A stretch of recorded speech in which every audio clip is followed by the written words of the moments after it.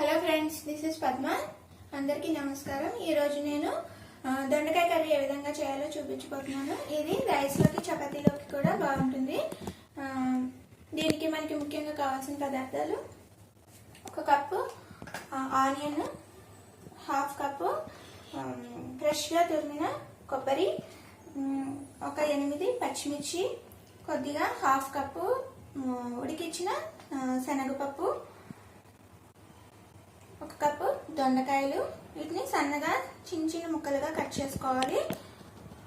అలాగే కొద్దిగా జీలకర్ర, కొద్దిగా ఆవాలు, పసుపు, కరివేపాకు, కొద్దిగా రుచికి సరిపడా ఉప్పు. ఇప్పుడు ముందుగా మనం ఒక మిక్సీ జార్ తీసుకుని ఇందులో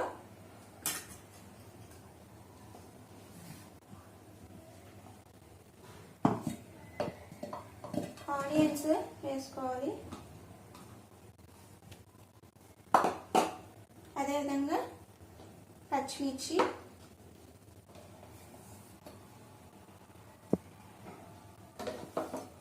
అదేవిధంగా కొద్దిగా జీలకర్ర,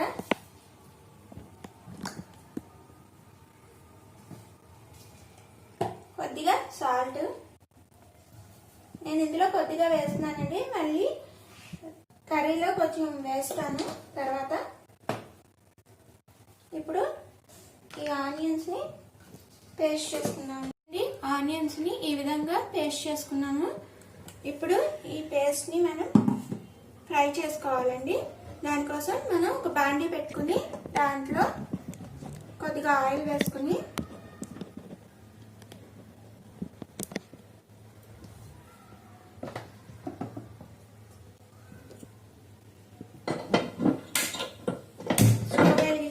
ఆయిల్ వేసానండి. ఇప్పుడు ఈ ఆయిల్ హీట్ అయిన తర్వాత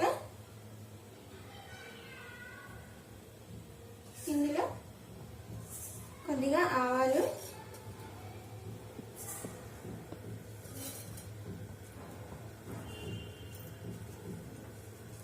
కొద్దిగా కరివేపాకు వేసి ఫ్రై చేసుకోవాలండి.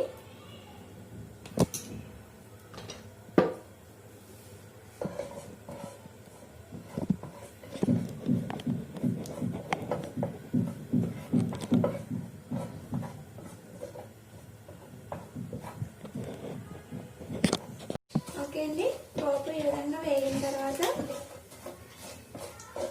ఇందులో కొద్దిగా పసుపు వేసుకున్నామండి.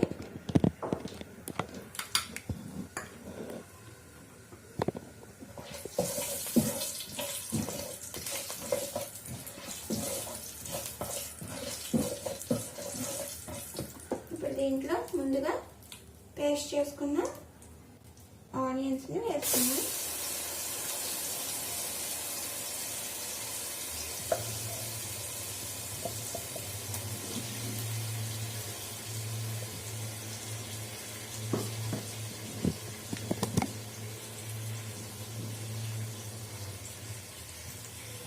మనం ఆనియన్ పేస్ట్ని ఈ విధంగా ఫ్రై చేసుకోవాలండి.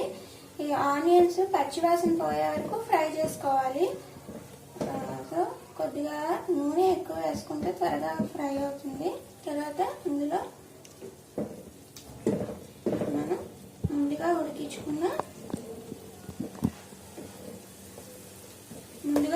పెట్టుకున్న శనగపప్పు కూడా వేస్తున్నానండి.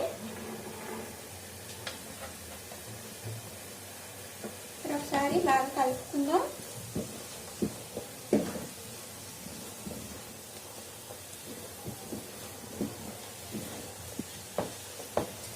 అదేవిధంగా నేను మీకు మొదట్లో దొండకాయ ముక్కలు సన్నగా కట్ చేసినవి వేసుకోవాలని చెప్పాను కదండి. ఇవి ఒక విజిల్ ఉడికించుకున్నవి అయితే బాగుంటుందండి. అంటే పచ్చి దొండకాయలు వేసుకుంటే ఎక్కువసేపు ఫ్రై అవ్వడానికి చాలా టైం పడుతుంది కాబట్టి వాటిని మనం ముందుగా ఒక విజిల్ ఉడికించి పెట్టుకుని ఉంటే తొందరగా అయిపోతుందండి. కూర త్వరగా టైం లేనప్పుడు త్వరగా చేసుకోవాలి అనుకున్నప్పుడు ఈ విధంగా ఒక విజిల్ ఉడికించుకుని మనం దొండకాయలు ఉంచుకుంటే అవి డైరెక్ట్గా మనం ఇందులో కలిపేసుకోవచ్చండి.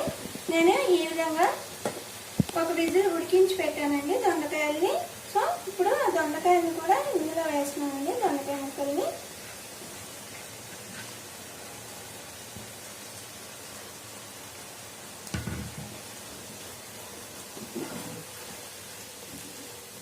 ఇప్పుడు స్టవ్ మీడియం ఫ్లేమ్లో పెట్టుకుని బాగా కలిసే వరకు కలుపుకున్నామండి. మొత్తం ఆనియన్ పేస్ట్ అంతా ముక్కలకి పట్టే వరకు బాగా కలుపుకుని వేయించుకోవాలండి. ఈ విధంగా కలుపుకోవాలి. ఇప్పుడు దీంట్లో మనం స్టార్టింగ్లో ఆనియన్ పేస్ట్లో కొద్దిగా సాల్ట్ వేసాం కదండి, ఇప్పుడు మరి కొంచెం సాల్ట్ వేస్తున్నానండి. అది మీరు టేస్ట్ సరిపడా చూసుకుని వేసుకోండి. నేను ఫస్ట్లో కొద్దిగానే వేసాను సాల్ట్, సో ఇప్పుడు మరి కొద్దిగా వేస్తున్నానండి.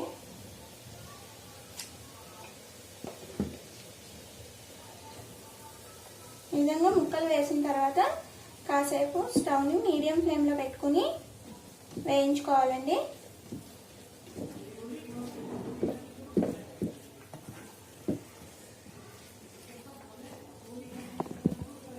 ఇది రైస్లోకి చపాతీలోకి కూడా చాలా బాగుంటుందండి. అందరూ కూడా తప్పకుండా ట్రై చేయండి, బాగుందంటారు. ఓకే అండి, ఈ విధంగా ఫ్రై అయిన తర్వాత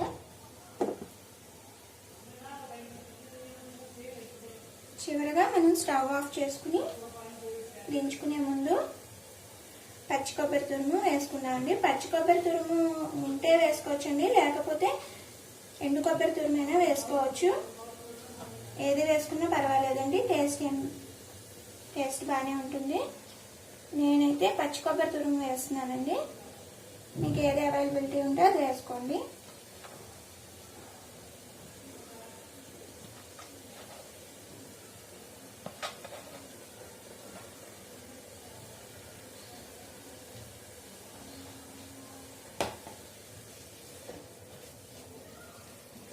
ఈ విధంగా కొబ్బరి తురుము వేసిన తర్వాత ఒకసారి మళ్ళా కలుపుకోవాలండి.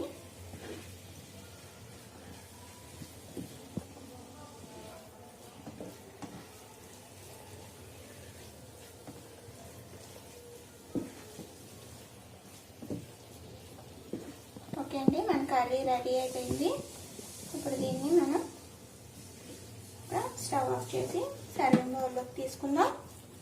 ఓకే ఫ్రెండ్స్, మన దొండకాయ కర్రీ రెడీ అయిపోయిందండి. ఇది మీరు తప్పకుండా ట్రై చేస్తారని అనుకుంటున్నాను. నా ఈ వీడియో కనుక మీకు నచ్చినట్లయితే లైక్ చేయండి, షేర్ చేయండి, సబ్స్క్రైబ్ చేయండి.